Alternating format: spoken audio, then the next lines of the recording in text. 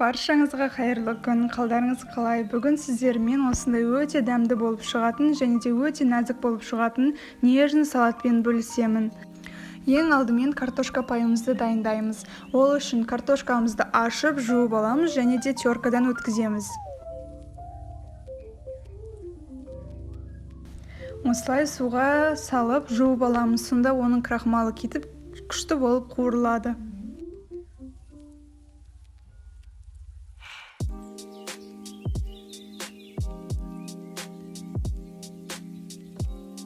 Картошкамызды теркадан өткізіп болдық. Енді осыны жуып, жақсылап кептіреміз. Мен суын төгіп тастадым. Енді осыны салфетка төселген доскаға кептіріп аламын.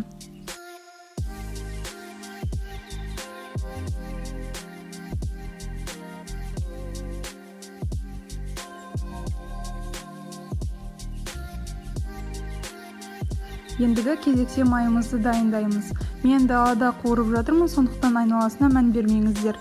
Қызып тұрған майға салып қуырып аламыз.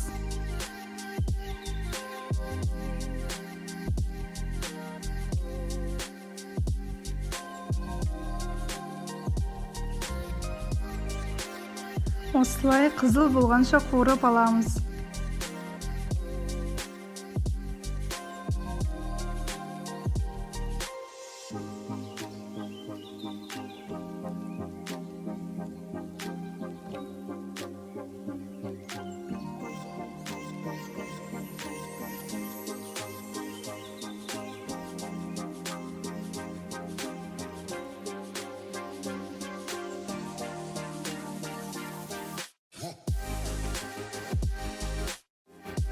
Енді салатымызды істеуге көшейік. Мұнда бізде картошка пайымыз дайын болды.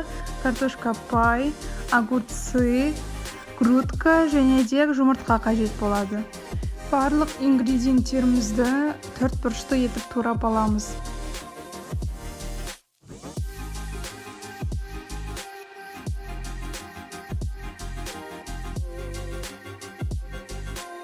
Туралған етімізді тарелкаға саламыз. Қабат-қабат бірінен кейін бірін салатын боламыз.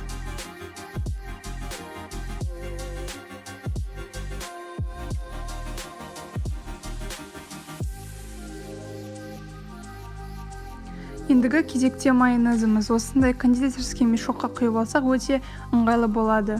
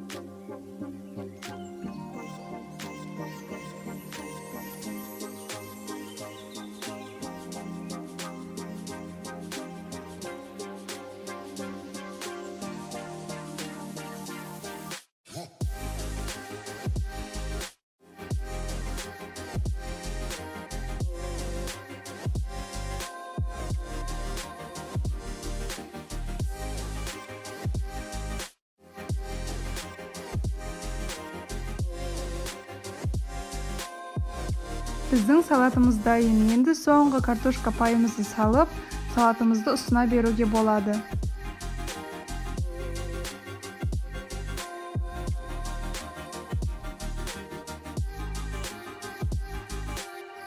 Біздің нежный салатымыз дайын болды. Өте дәмді және де өте нәзік болып шығады. Отбасыларыңызға істеп көріңіздер, міндетті түрде ұнайды деген ойдамын. Астарыңыз дәмді болсын.